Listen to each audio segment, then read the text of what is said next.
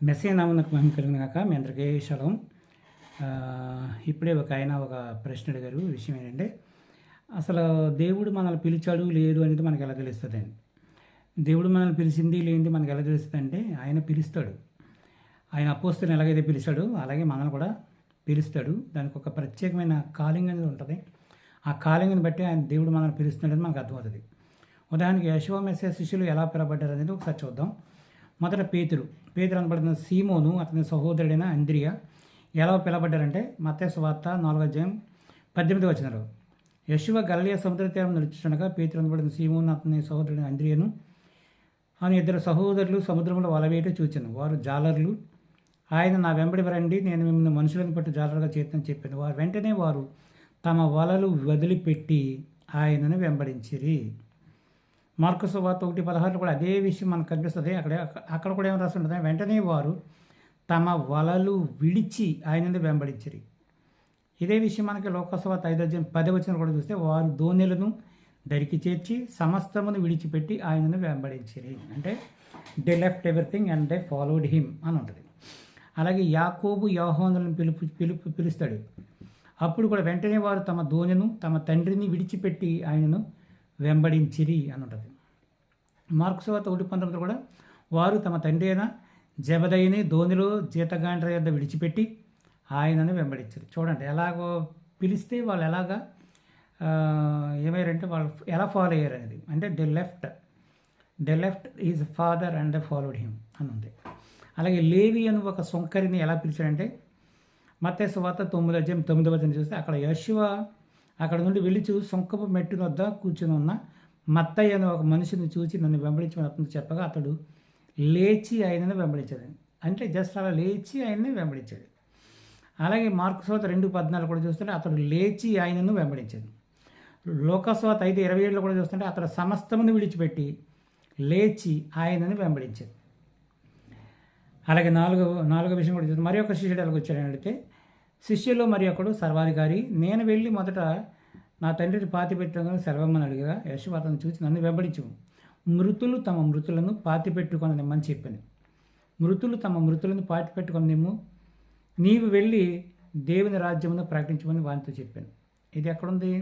లోకసువార్త 9:59 కూడా మనకు కనిపిస్తుంది. ఆ విధంగా అతను వెళ్ళినట్టుగా మనకు కనిపిస్తాం. శిష్యులు ఏమంటున్నారు అని అడిగితే మత్తయి 19:27 పేతురు అన్నాడు, ఇదిగో మేము సమస్తమును విడిచిపెట్టి, వీ లెఫ్ట్ ఎవ్రీథింగ్, మేము సమస్తమును విడిచిపెట్టి నిన్ను వెంబడించడం కనుక మాకేమి దొరుకును. మార్కు సువార్త 10:20 కూడా పేతురు, ఇదిగో మేము సమస్తమును విడిచిపెట్టి నిన్ను వెంబడించుకుని ఆయనతో చెప్పసాగాం. కనుక ఇక్కడ మనం ఇన్ని విషయాలు చూస్తుంటే వాళ్ళు సర్వం వదిలిపెట్టి వెంబడించారు అంతే తప్ప అన్నీ సంపాదించుకున్న లేదా అన్నీ దగ్గర పెట్టుకొని చేయలేదు. వాళ్ళు అసలు ఉద్యోగం చేయడానికి కూడా అవకాశం లేదు. దేవుడు ఆ విధంగా వాళ్ళని పిలిచాడు అంతే తప్ప నేను ఇద్దరు యజమానులు దోసలుగా ఉంటాను, పగలంతా నా పని నేను చేసుకుంటాను, లేకపోతే ఖాళీ సమయంలో వచ్చి నీ సేవ చేస్తానని నేను చెప్పలేదు. వాళ్ళు మీకు ఏంటంటే చాలామందికి అర్థం కాని విషయం ఏంటంటే దేవుని సేవ అంటే మనకి ఇష్టం వచ్చినట్టు చేయొచ్చు, లేకపోతే దేవుని యొక్క పిలుపు లేకుండా మనం సేవ చేయొచ్చు అనుకుంటున్నారు. అది చాలా తప్పది. ఆయన పిలిస్తేనే రండి, పిలవకపోతే రావద్దు. అయినా అది దేవుని సేవ, ఆయన చేయించుకుంటాడు. నీకు నువ్వెవరో చేయటానికి. చాలామంది అన్నారు సమర్పించుకో. నువ్వేమని సమర్పించుకుంటావు? నీకు సంబంధం ఏముందని సమర్పించుకుంటావు? ఆయన పిలిస్తే రా. ఆయన పిల్లైనప్పుడు నువ్వు రావాల్సిన పని నీకు లేదు. ప్రతిదానికి ఆయన అపాయింట్ చేసుకుంటాడు, అపాయింట్మెంట్లో ఇస్తాడు ఆయన. ఇది కూడా ఒక ఉద్యోగంలో చేయాలి, చిన్న విషయం కాదు. రాత్రి పగలో ఎప్పుడు పరమతండ్రి ప్రేరేపిస్తే అప్పుడు పరిగెత్తుకుని వెళ్ళాలి. ఎంత దూరాన్ని వెళ్ళమంటే అంత దూరం వెళ్ళాలి. ఎవరితో ఏ విధమైన విషయాలు చెప్పమంటే ఆ విషయాలు చెప్పాలి. అర్థమవుతుందండి. అందుకనే అందరిని వదిలిపెట్టి రావాలంటాడు. ఇదే విషయం లేవీలతో కూడా చెప్పాడు. లేవీలు కూడా ఏమన్నారంటే తల్లిని తండ్రిని వాళ్ళందరినీ కూడా అందరికన్నా ఎక్కువగా వాళ్ళు దేవుని ప్రేమించారు, దేవుని వాక్యాన్ని ప్రేమించారు. అదేవిధంగా ఇక్కడ న్యూ టెస్ట్మెంట్లో కూడా ఏం చెప్తారంటే అందరిని వదిలిపెట్టి ఆయనకి ఎక్కువ ప్రాముఖ్యత ఇవ్వాలి.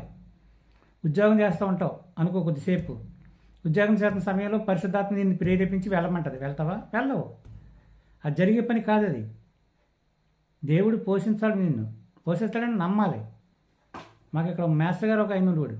ఆయన బైబిల్లో కొంచెం మంచిగా ఉన్నాడు కదని చెప్పి ఆయనకి నేను సమయం ఇస్తూ ఉండేవాడు. తన లాస్ట్కి ఏ విధంగా ఎదిగాడంటే మమ్మల్నే తప్పు అని లెవెల్కి ఎదిగాడు. ఎదిగినోడు తిన్నంగా ఉన్నాడా? మాకేం తెలియదు, ఆయనకే సమస్తం తెలిసినట్టుగా పూదిరిచ్చేవాడు. సరే, మంచిది. పస్కా 14-15 దగ్గర వచ్చింది చిన్న సమస్య. ఆ సమస్య కోసం పస్కా అంటే 14 తారీఖు సాయంకాలం అంటే 15 అంటాడు. 15 కదరా నాయన, 15 తారీఖు అనేది పులిహోర రొట్టెల పండుగ అని చెప్తుంటే విండవు. అలాగ వెళ్ళిపోయాడు. ఏదేంటో చెప్పుకొస్తాడు. ఐసక్ గారు అబ్బద్దు పోతాడు అంటాడు, లేదా ఇంకొకటి అబ్బద్దు పోతాడు, ఇలా రకరకాల మాట్లాడు. మంచిది. అయితే మరి నీకెంత పౌరుషం, ఎంత రోషం, ఎంత దేవుని కోసం ఆవేశం ఉన్నవాడివి, మరి ఉద్యోగం వదిలిపెట్టి రమ్మన్నాను. ఉద్యోగం వదిలిపెట్టి మాత్రం రాడట. ₹1,00,000 ఉద్యోగం, టీచరు, వదిలిపెట్టి రాడు. కానీ మమ్మల్ని మాత్రం విమర్శించాడు. ఏదంటే ఇంక అక్కడి నుంచి రకరకాల సమస్యలు. ఏంటిదంతా అంటే వీళ్ళందరూ పరమతండ్రి యొక్క తోటలో అనవసరంగా చొరబడుతున్న వ్యక్తులు వీళ్ళు. వీళ్ళ వల్ల అన్ని సమస్యలు ఏర్పడుతుంటాయి. కొన్ని బోధ చేస్తారంటే బోధకు రాదు, కొన్ని దేవుని కోసం నిలబడతారంటే నిలబడరు.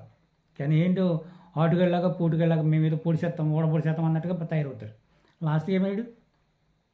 భ్రష్టుడయ్యాడు. భ్రష్టుడయ్యి ఏమవుతున్నాడు ఇప్పుడు? తన భ్రష్టత్వంలో తన ఉండడమే కాకుండా అనేక మందిని నాశనానికి నడిపిస్తున్నాడు. తన భ్రష్టుడయ్యాడు, అనేక మందిని నాశనానికి నడిపిస్తున్నాడు.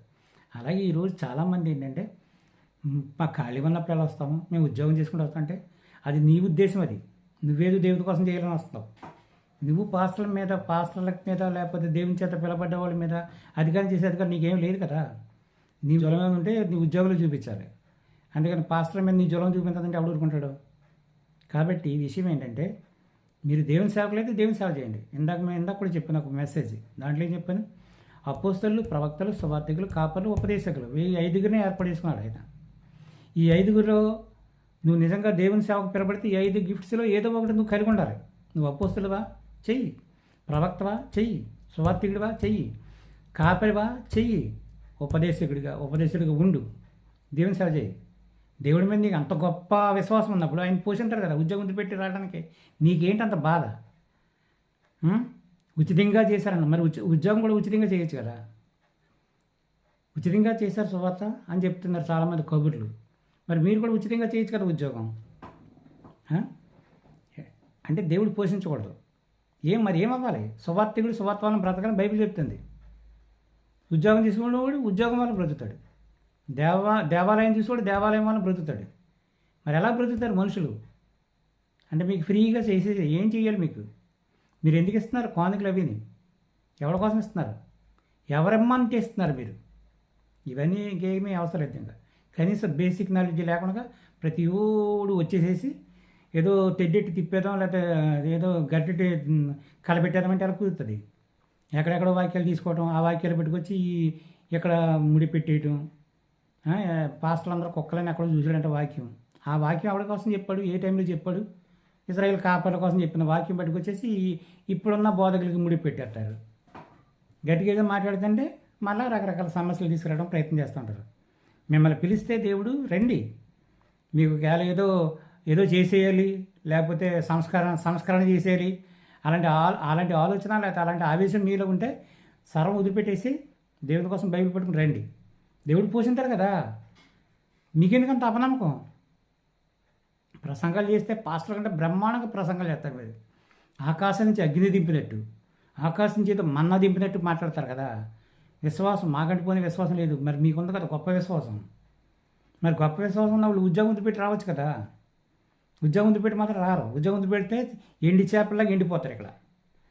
కానీ విశ్వాసంతో మంచిగాను కష్టపడి సేవ చేస్తున్న వాళ్ళు మాత్రం మీరు వచ్చి విమర్శింటారు. మళ్ళీ పైగా చెడ్డోళ్ళు అంటున్నారు, మంచోళ్ళు అంటున్నారు. ఎవడో తెలియదా? నేను 17 సంవత్సరాలు సైకిల్ దొక్కాను. ఆ టైంలో నువ్వు ఉన్నావా? 2 సంవత్సరాలు కాలినడక నడిచి సేవ చేశాను. ఆ టైంలో నువ్వు ఉన్నావా? లేవు. 10 సంవత్సరాలు 15 సంవత్సరాలు మోటార్ సైకిల్ దొక్కాను. ఆ టైంలో నడుము పడిపోయేలాగా మొత్తం ఆంధ్రాలో అన్ని జిల్లాల మోటార్ సైకిల్ మీద తిరిగి సువార్త చేశాం. ఆ టైంలో నువ్వేమో నాకు సహాయపడ్డావా? లేవు. ఒక 7-8 సంవత్సరాల నుంచి కారు మీద తిరుగుతున్నావు. కారు మీద తిరుగుతున్నప్పుడు నీకు వచ్చేస్తుంది బాధ. అంటే అడుక్కు తింటూ ఉండాలి. నేను కాలినడకన వెళ్ళినప్పుడు నువ్వు లేవు. నేను సైకిల్ 17 సంవత్సరాలు 18 సంవత్సరాలు సైకిల్ దొక్కినప్పుడు నువ్వు నాకు లేవు. నువ్వెవడవో నాకు తెలియదు. ఏంటి మోటార్ సైకిల్ మీద మొత్తం ఆంధ్రాలో అన్ని జిల్లాలు, అంటే ఆంధ్ర తెలంగాణ అన్ని జిల్లాలో నేను పత్రికలు కట్టుకుని తిరిగినప్పుడు నువ్వు లేవు. ఈరోజు కారు మీద తిరుగుతుంటే, లేకపోతే ఇదిగో ఇలాగ కోట్ వేసుకుంటే నీకు అసూయ వచ్చేస్తుంది. నేను ఎందుకు పట్టించుకోవాలి అసలు చెప్పు? నేను కష్టపడి పైకి వచ్చాను తప్ప ఆడని దోసుకుని లేకపోతే ఆడు సొమ్ములు ఈడు సొమ్ములు దోసుకుని నేను పైకి రాలా. అర్థమవుతుందా? నన్ను విమర్శించే వాళ్ళకి నేను చెప్పే సమాధానం ఇది. నీకు నిజంగా దమ్ము ధైర్యం ఉంటే బైబిల్ మీద నీకు అంత గ్రిప్ ఉండి నీవు ఏదో చేసేయాలి, ఏదో సాధించేయాలనుకుంటే నీకున్న సర్వం వదిలిపెట్టాయి. చూపించాను కదా వాక్యాలు. సర్వం వదిలిపెట్టేసి వచ్చేసేసి సంస్కరించు. నువ్వేం సంస్కరించాలనుకున్నావో, ఏం చేయాలనుకున్నావో చేసి ధైర్యంగా చేసి. కానీ ఒక్క అడుగు ఎదరగలేవు. నీ ఉద్యోగం మాత్రం వదిలిపెట్టావు. ఉద్యోగం వదిలిపెట్టావు. ఎక్కడ పడితే అక్కడే నువ్వు ఏదేదో చేసేయాలనుకున్నావు. ఇవన్నీ జరిగే పనులు కాదు సార్. కాబట్టి మై డియర్ బ్రదర్స్, మీరు నేను మాట్లాడుతుంటే మీరు ఏదో ఆవేశం తెచ్చుకోవడం, బాధపడటం కాదు. కానీ మీరేంటంటే మీరు నిజంగా దేవుని కొరకు ఆసక్తి కలిగిన వాళ్ళు అయ్యి ఉంటే మీరు మీ ఉద్యోగాలు వదిలేసి అపోస్తలుని దేవుడు ఎలాగైతే పిలుస్తాడో అలాగే ఈనాడు పిలుస్తున్నాడు జనాల్ని. ఈవెన్ ఆదివారం ఆరాధికుల్లో ఉన్న వాళ్ళు చాలామందిని మీరు చూడండి, వాళ్ళందరూ ఉద్యోగాలు వదిలేసి వచ్చారు. సెవెంత్ డేలో ఉన్న మీరెందుకు వదిలిపెట్టారు ఉద్యోగాలు? మరి ఆదివారం కంటే సబ్బత్ చాలా గొప్పదే కదా. మరి ఆదివారంలో వాళ్ళ కంటే గొప్ప వాళ్ళే కదా. మీరు ఎందుకు ఉద్యోగం వదిలిపెట్టరు? అంటే మిమ్మల్ని ఉద్యోగం వదిలిపెట్టమని మాత్రం చెప్పట్లేదు, కానీ గాలికి తిరిగి మాలుంటోళ్ళని ఇంకా చాలామందిని విమర్శించమని చెప్పాడా? అందుకనే మిమ్మల్ని దేవుడు పిలిచింది. కాబట్టి వాక్య ప్రకారం ఉండడం చిన్న విషయం ఏం కాదు. దీని మీద నిలబడటం అంటే అసలే కాదు. కాబట్టి చాలా జాగ్రత్తగా మీరు మాట్లాడటం నేర్చుకోండి. ఎందుకంటే దేవుడు ఎలా పిలుస్తాడో బైబిల్లో రాసి ఉంది. ఆ పిలవబడ్డ వాళ్ళందరూ అన్నిటిని వదిలిపెట్టి నడిచారు. అలాగే మేము వదిలిపెట్టి వచ్చాం అన్నీని. చదువు సంస్కారం లేక, లేకపోతే ఏం లేక, లేదా మీరు పాడేసే ఇంగ్లీష్ మీదుగుల కోసం ఎవడెక్కడ రాలా. అర్థమవుతుందా? కాబట్టి అందరికీ ఒకటే మాట్లాడదామంటే మాత్రం జరిగే పద్ధతి కాదు. అయినా మీకు పాస్టర్లను విమర్శించే అధికారం మీకు లేదు. ఒక దైవ సేవకుని విమర్శించే అధికారం మీకు లేదు. ఒక దైవ సేవకుని ఎవరైనా విమర్శించాలనుకుంటే దావీదు తప్పు చేశాడు, గాదు ప్రవక్తను లేపాడు, నాతాను ప్రవక్తను లేపాడు. అంతేగాని ఆ పరిసర ప్రదేశాల్లో ఉన్న ఎవడో పౌరుని లేపి బుద్ధి చెప్పించలేదు. అలాగే ఒకవేళ పాస్టర్లు ఎవరైనా తప్పు చేస్తే ఏ ప్రవక్తలను లేపుతాడు, లేకపోతే ఇంకో పాస్టర్లను లేపి బుద్ధి చెప్పించాడు తప్ప మీలాంటి విశ్వాసుల చేత, కనీసం విశ్వాసుగా కూడా తాగని మీలాంటి వాళ్ళ చేత మాకు బుద్ధి చెప్పించడం అనేది మాత్రం జరగని పని. అది అర్థమవుతుందా? మేమెందుకు తప్పు చేయకపోయినా సారీ చెప్తున్నా తెలుసు మీకు. మీలాంటి వాళ్ళతో గొడవలు పట్టడం మాకు ఇష్టం లేక, అర్థమవుతుందా? మీలాంటి వాళ్ళతో గొడవలు పట్టడం మాకు ఇష్టం లేక మీకు మేమే సారీ చెప్పి, బాబు మీకు దండం ఆయన అని చెప్పి పక్కకు తప్పుకొని మా సేవ చేసుకున్నాం. కాబట్టి అనవసరంగా మమ్మల్ని డిస్టర్బ్ చేయకండి. మీ పని మీరు చేసుకోండి. మిమ్మల్ని ఎవడు కదన్నాడు? మీరు చేసే ఉద్యోగాల దగ్గరికి వచ్చేసి నేను చేస్తాను ఉద్యోగం, ఒక అరగంట సేపు నాకు ఇయ్యి, నువ్వు ఉద్యోగం చేస్తున్నావు లేదా నువ్వు దొంగ ఉద్యోగస్తుడు అని అన్నానా? అంటలేదు కదా. మీరే వస్తున్నారు కావాలని. మిమ్మల్ని మరి సాతాను రేపితే వస్తున్నారు లేదా పరమతండ్రి రేపితే వస్తున్నాడు అనేది మాకు తెలుసు.